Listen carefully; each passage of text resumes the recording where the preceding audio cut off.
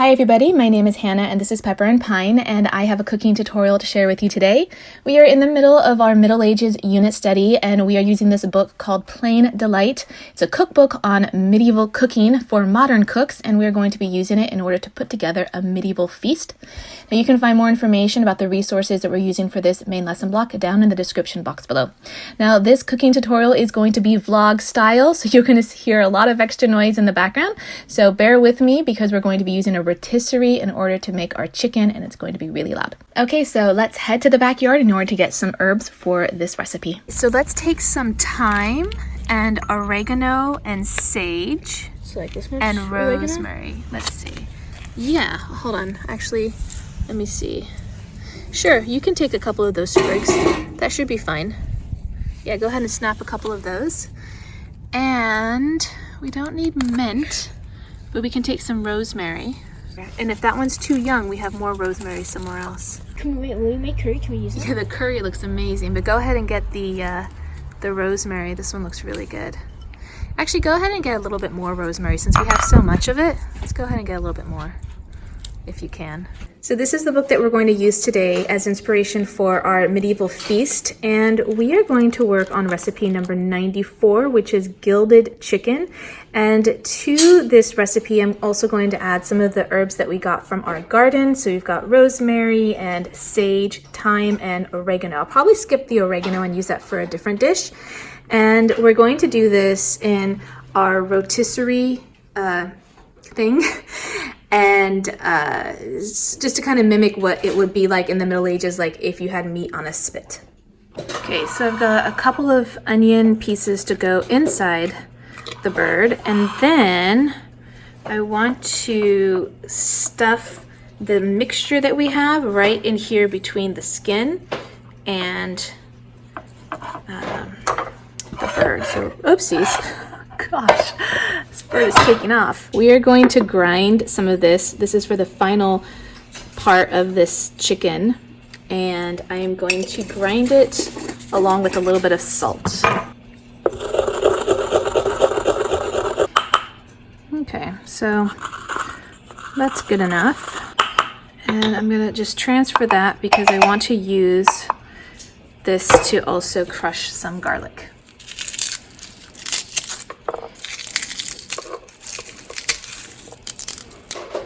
I want to add a little bit of salt to this so that it's easier to crush. And then we can just crush it up into a nice paste.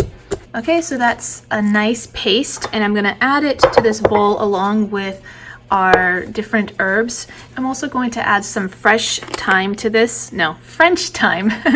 We have the fresh, now we have the French. And I'm also going to add all of the garlic paste in here, and I'm going to add this to the chicken right under the skin. So now it's time to put it on the contraption for our rotisserie. So there we go. Okay, time to tie the bird. So wrap the string around the bird nice and tight, because this is going to be turning in our rotisserie and we don't want the legs to dangle out.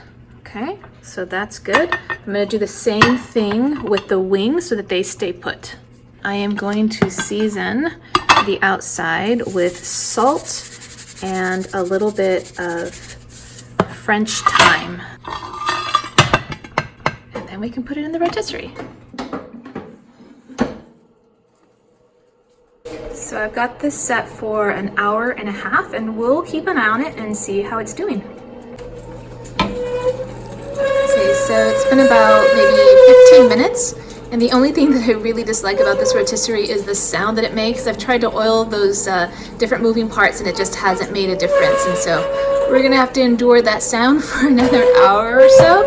And in the meantime, we're gonna work on our appetizer, tart de Brie, and we're gonna change this a little bit, and we're gonna use some puff pastry, goat milk brie, and some fruits and like dried fruits and preserves in order to do a modern day variation.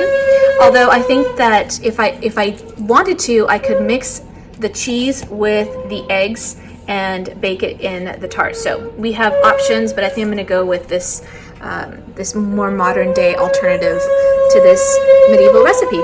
To our puff pastry, I'm going to add a couple tablespoons of strawberry jam and then about a handful of crushed pecans.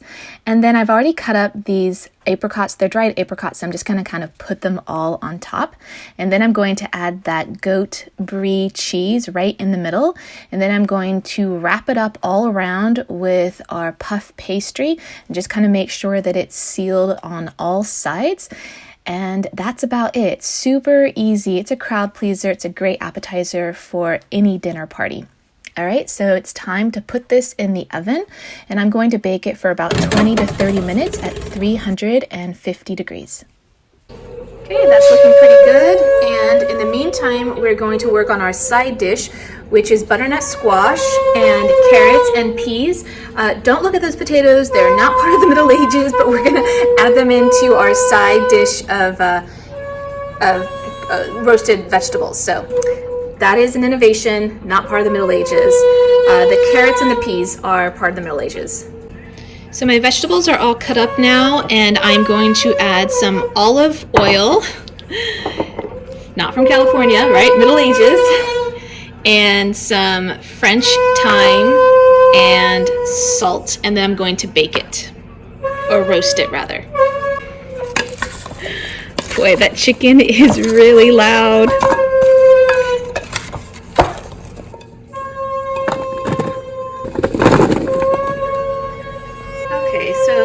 This roasting pan, and I am going to bake it for about 25 to 30 minutes.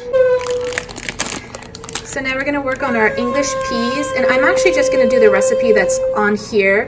We're going to mince an onion and saute that, and then we're just going to boil these in some water, and that will be our other side dish for this meal.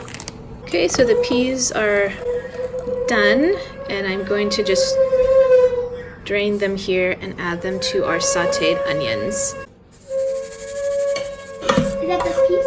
Yep, peas with sauteed onions. You want to try it? The baked brie has cheese and whew, that looks great.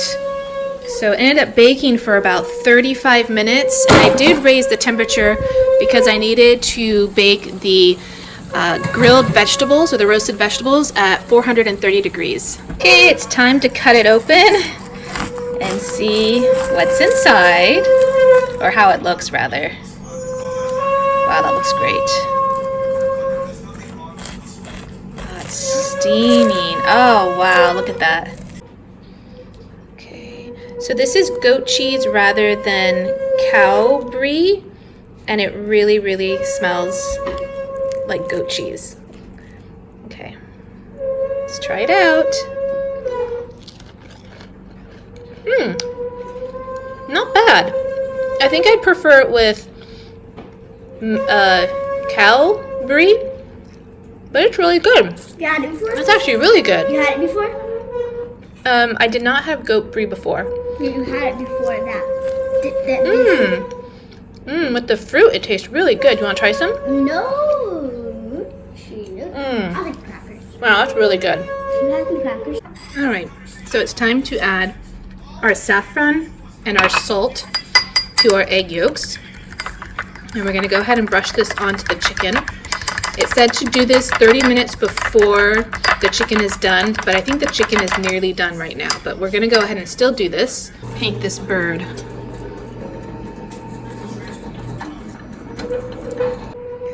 Okay, so we're not going to have ale or mead with our medieval feast because we're going to do it this non-alcoholic, but this is ginger ale and this is non-alcoholic, and this is the closest we're going to get to something that might have been around during the Middle Ages. So we're going to add this to our meal. We already really dove into that appetizer. The other appetizer I have, which is not Middle Ages inspired at all, is tomato soup. Tomatoes weren't introduced into Europe for many centuries after the Middle Ages, and so we're just going to go ahead and have that as an appetizer before our chicken is done, which is looking fantastic.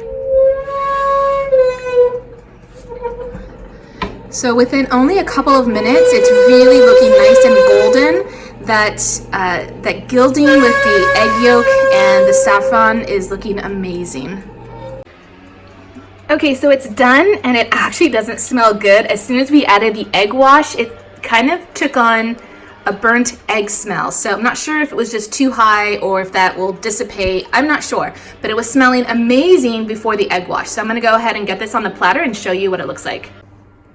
Okay, so the bird is out of the rotisserie. It's been resting for about 10-15 minutes.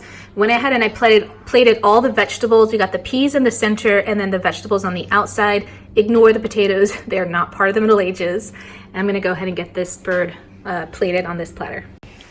Okay, so it's finally done. I've got the peas underneath and then the roasted vegetables on the side, and then our chicken, which I'm going to cut open here and reveal those beautiful spices here underneath the skin. So we're diving into our food, and my daughter actually really likes it. I don't like the flavor of the yolk on the outside of the chicken, and we really devoured our Brie, our tart. I hope you enjoyed our medieval feast. Don't forget you can find more information about the recipes and the books that we've used for this main lesson block on my website at pepperandpine.com. If you want to see some of our other cooking tutorials, you can tap on the screen right now. And don't forget that if you want to see what we're up to on a daily basis, you can find me on Instagram at pepperandpine.